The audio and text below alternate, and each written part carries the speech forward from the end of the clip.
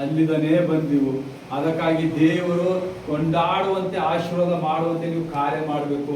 ಆ 2,000 ದೇವುಗಳು ಆ ಮನುಷ್ಯನಿಗೆ ಹಿಡಿದಾಗ ರಾತ್ರಿ ಎಲ್ಲ ನಾಯಿಗಳಂತೆ ಒಳ್ಳುವಂತ ನಿಂತಿದ್ದ, ತನ್ನಂತಾನೆ ಹೊಡ್ಕೊತಿದ್ ಮೈಯೆಲ್ಲ, ತನ್ನಂತಾನೆ ಗಾಯ ಪಡಿಸ್ಕೊಂಡು ತನ್ನಂತಾನೆ ತಿನ್ನುವಂತ ಔಷಧಿ ಬಂದ. ಯಾವುದು? ದುರಾತ್ಮ. ಇವತ್ತು ನಮಗೊಂದೊಂದು ಕಾರ್ಯ ಆಗ್ತದಂದ್ರ ದುರಾತ್ಮನಿಂದ ಕಾರ್ಯ ಆಗ್ತದ. ಇದಕ್ಕೆಲ್ಲ ಬಿಡುಗಡೆ ಏನದ? ಉಪವಾಸ, ಪ್ರಾರ್ಥನೆ, ಎಡ ಬಿಡದೆ ಪ್ರಾರ್ಥಿಸ್ಬೇಕು. ಇನ್ನೊಬ್ಬರಿಗೆ ಮೋಸ ಮಾಡಬಾರ್ದು, ಸುಳ್ಳು ಹೇಳ್ಬಾರ್ದು. ನಿನ್ನ ಕರ್ತವ್ಯ ಏನದ? ದೇವರು ಕೊಟ್ಟಿದ ಕರ್ತವ್ಯ ಮಾಡ್ಬೇಕು. ಆ ಕರ್ತವ್ಯ ಬಿಟ್ಟು ನೀ ಬೇರೆ ಮಾಡ್ಬೇಕು ಹೋದಾಗ ನಿನ್ನೊಂದು ದುಷ್ಟಾತ್ಮವು ನಿನ್ನನ್ನು ಬಂಧಿಸಲ್ಪಡ್ತದ. ಆ ದುಷ್ಟಾತ್ಮವು ನಿನ್ನಲ್ಲಿ ಸೇರಿದಾಗ ನಿನಗೇನು ಮಾಡಕ್ಕಾಗಲ್ಲ. ನೀನು ಅದು ಹೇಳಿದಂತೆ ಕುಣಿಯುವಂತನಾಗಿತಿ. ಇಲ್ಲಿ ಹೋಗಂದ್ರೆ ಅಲ್ಲಿಗೆ ಹೋಗ್ಬೇಕು, ಇಲ್ಲಿ ಕೂಡಂದ್ರೆ ಇಲ್ಲೇ ಕೂಡ್ತಿ. ಅದೇ ದೇವರ ಮಾರ್ಗಕ್ಕೆ ಹೋದಾಗ ನಿನ್ನ ಅಭಿವೃದ್ಧಿ, ಉನ್ನತಿ ಕಡ್ತಿ. ಆತನ ಪ್ರಸನ್ನತೆ ನಿನ್ನಲ್ಲಿ ಇಳಿತದ, ಆತನ ಸಾಮರ್ಥ್ಯ ನಿನ್ನ ಮೇಲೆ ಬರ್ತದ.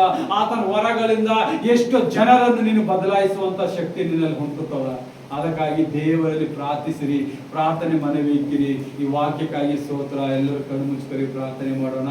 ಅಪ್ಪ ತಂದೆ, ಯೇಸುವೆ ತಂದೆ, ಇಂದಿನ ಪರಿಶುದ್ಧ ವಾಕ್ಯಕ್ಕಾಗಿ ಸ್ತೋತ್ರ ಯೇಸಪ್ಪ. ಈ ಫಾಸ್ಟ್ ಫ್ರೈಡಿಂಗ್ ಡೇಸ್ ನಮ್ಮನ್ನು ನಡೆಸಿದಕ್ಕಾಗಿ ಸ್ತೋತ್ರ. ಇಲ್ಲಿ ಕೂತಿದ್ದ ಮಕ್ಕಳ ಮೇಲೆ ಒಬ್ಬೊಬ್ಬರ ಮೇಲಿನ ಅಭಿಷೇಕದ ಮಳೆ ಇರಿಸಿ ಯೇಸಪ್ಪ. ಎಲ್ಲ ಅಂಧಕಾರ ಶಕ್ತಿಗಳು ಮುರಿಯುವ ಸಾಮರ್ಥ್ಯ ನಮಗೆ ಕೊಟ್ಟಿದ್ದಕ್ಕಾಗಿ ಸ್ತೋತ್ರ ಯೇಸುವೆ.